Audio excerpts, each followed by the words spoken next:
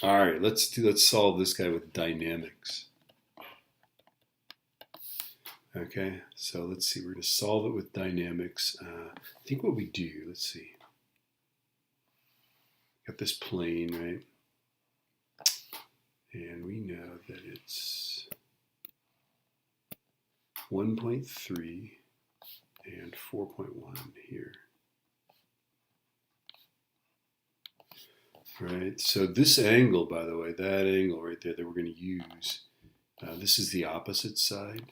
That's the hypotenuse, right? So that angle, the sine of that angle is opposite over hypotenuse. This is so katoa. So sine of theta is literally 1.3 over 4.1. Just hold that thought, okay? Because we're going to use the sine, right? Here's why, because the force down this plane is mg sine theta, right? Okay, so when we set up dynamics, we just say mg sine theta is equal to the force needed to translationally accelerate this, right? So dynamics is just F equals ma, right? So that's ma to translationally accelerate it. And then the force needed to rotationally accelerate it, we would say, remember torque is, what is it? It's R times F, but it's also I alpha, right? And so if we divide this by R, we get what the force is. This I alpha over R is the force needed to rotationally accelerate it. And now we're just going to do the standard substitutions here. Let's see, let's try magenta. Okay, so, ooh, that's nice. Okay, so we're going to substitute that in for, that was a good substitution, right? And then we're going to substitute A over R, because remember A is alpha R, right? So therefore alpha is A over R, right? Substitute that in for this, right? So now we're all set. Let's go. It's MA plus 1/3, whoops, MR squared times A over R over R. All right, what do we got? Okay, this R is going to cancel that. This R will cancel that guy.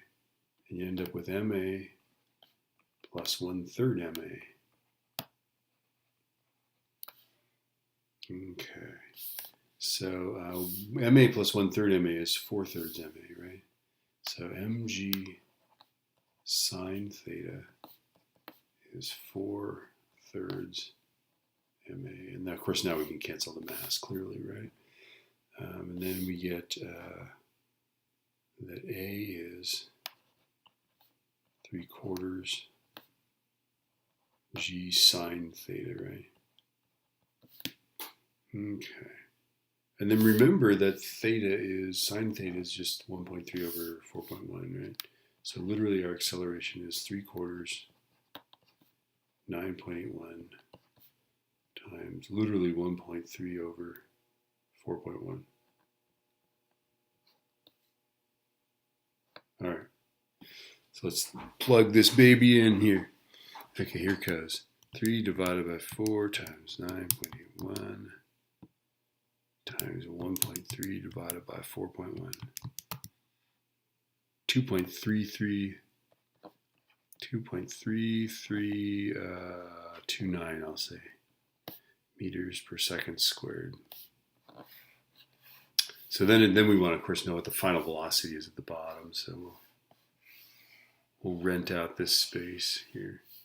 You always use this. You always use v squared as u squared plus 2as. Okay, so our final velocity is the square root of 0 squared plus 2 times 2.3329 times, what's our s? It's 4.1 meters long. All right, here we go. Are we ready for this? I think we are. We are. Interesting. I wonder, we should plug, if you plug that in for that, Isn't that funny? The 4.1 we cancel because, of course, it doesn't matter. It's the height of the plane that really matters. All right, I'm just noticing that for the first time in my life, perhaps. Okay. Square root of 0 squared plus 2 times that answer I just got times 4.1. I'm getting 4.37.